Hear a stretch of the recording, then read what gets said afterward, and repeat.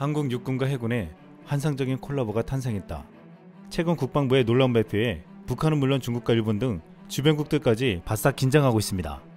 국방부는 14일 핵, WMD 위협 대응 등 전략적 억제 전략 확보를 위한 신규 사업으로 합동 화력함을 건조할 것이라고 밝혔습니다. 국방부는 합동 화력함은 대량의 함대지 미사일을 탑재해 지상 활약 작전을 지원하는 함정이라면서 국내 건조로 2020에서 2024년 내 추진해 2020년대 후반 두세 척을 전력화할 것이라고 설명했습니다. 합동 화력함은 움직이는 미사일 탄약고라 불리는데 중형 미사일을 가득 싣고서 적의 기지를 공격하는 무시무시한 위력을 가지고 있습니다. 그동안 우리 해군 함정은 거의 수병에 가까웠기 때문에 공격형 함정이 필요하다는 지적이 꾸준히 제기되어 왔습니다. 이 때문에 최근 북한의 도발에 맞서 우리 군은 북한이 미사일을 쏘기 전에 선제 타격을 하는 시스템을 구축하고 있는데 그 핵심이 합동 화력함이라는 것입니다.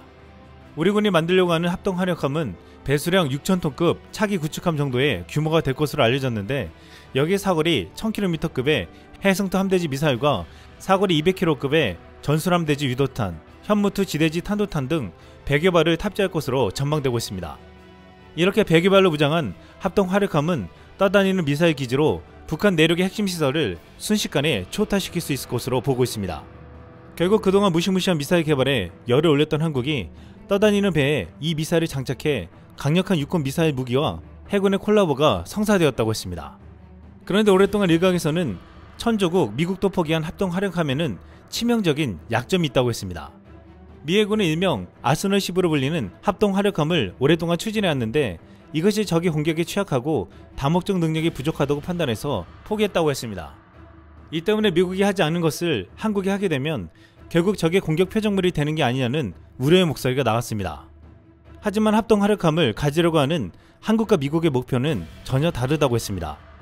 미국 함정은 장거리 대항 항해를 해야 하지만 한국이 아스널10을 만들면 작전거리는 1000km 이내의 연안함 수준입니다. 평소 한국의 지상 방공망이나 이지스함의 방공망의 보호를 받다가 작전 시에는 적국의 기지 근처로 가서 수십 발의 미사일을 집중 투하할 수 있다는 것입니다.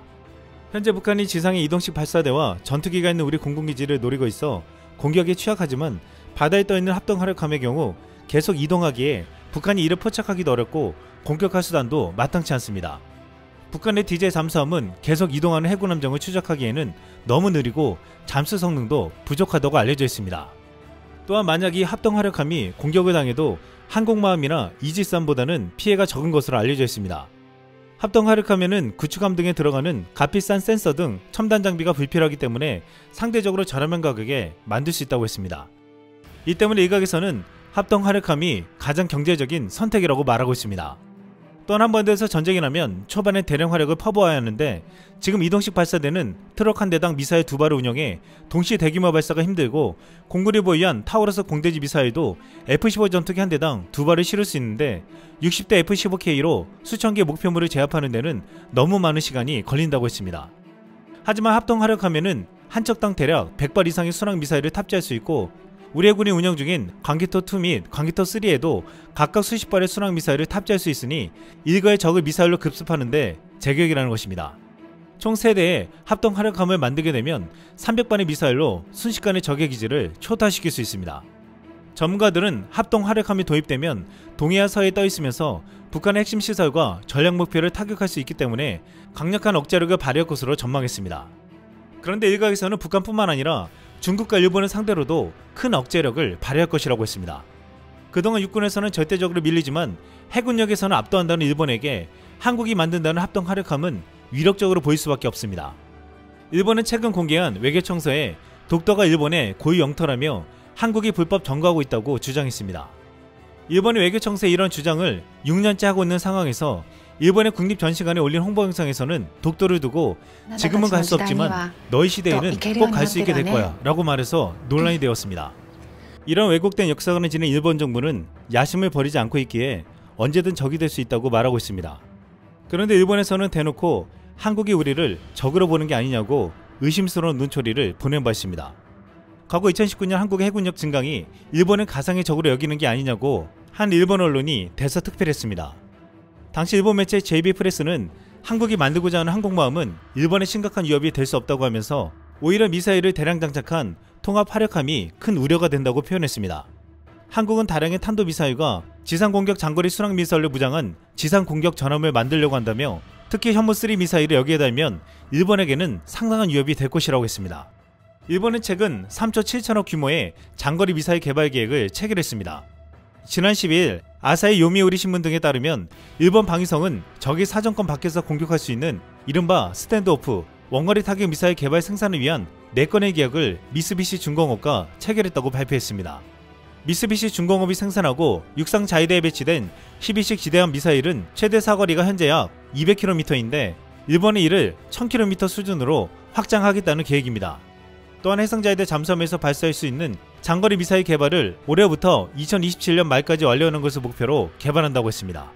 하지만 이를 개발한다고 하는 미쓰비시 중공업은 일본이 무기 수출을 허용하면서 해외 무기 수출을 확대하려고 했지만 완벽하게 수출 시장에서 외면당하고 있습니다. 지난 2월에는 10조를 투자한 일본 첫 제트 여객기에서 일본의 기술을 고집하려다가 실패하고 사업에서 철수했습니다. 과거 2차 세계대전 주요 무기를 생산했던 미쓰비시 중공업의 최근 행보를 보면서 미사일 개발이 제대로 이뤄질지 의문을 보내고 있습니다. 또한 한국은 통합하력함 외에도 새로운 러브콜을 받아서 화제가 되고 있습니다. 우리 정부가 미국의 항공기 제조 전문업체이자 주요 방산업체인 보잉과 미래전에 대비한 게임 체인저급 무기체계 연구 개발에 나선다는 것입니다. 방위사업청은 13일 보잉과의 MOU를 체결하고 연내 인공지능, 무인체계, 레이저 등 4차 산업혁명 기반 신기술을 활용한 미래전장 핵심 전력 중심의 프로젝트를 선정해 추진한다고 했습니다. 방사청은 보잉과 함께 미래전에 대비한 무기체계를 공동 연구 개발해 국방기술 경쟁력을 확보하고 방산 수출 확대에 선순환 구조를 마련하려는 것이라고 밝혔습니다. 또한 앞으로 한국 기업의 소재 부품 장비 기술력을 보잉에게 소개하고 항공우주용 반도체, UAM, 디지털 생산 시스템 등 공동 연구 개발, 양해각서 체계 및 실무협의체 구성도 제안했다고 했습니다. 이렇게 한국과 보잉이 손을 잡은 것은 최근 한국이 순수 기술로 개발한 KF-21 전투기 영향이 적지 않다고 보고 있습니다. 또한 카이와 미국 로키드 마틴이 함께 만든 FA-50이 전세계 시장에서 팔리고 최근에 미국 경전투기 시장까지 노리고 있는 상황도 무시할 수 없다고 했습니다. 또한 지난 13일 캐나다 왕립해군이 약 59조 원을 들여 한국의 잠수함 12척을 구매 제안을 해왔다고 했습니다.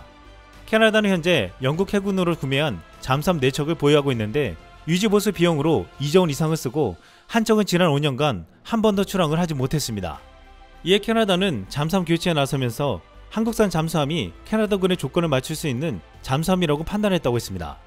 한국의 방산은 이미 전세계 방산 시장에서 엄청난 도약을 이뤄내어 세계 최강 미국의 방산 기업들이 손을 잡으려 하고 전세계 국가들은 지금 한국의 무기들을 찾고 있습니다. 이상 쓸망했습니다.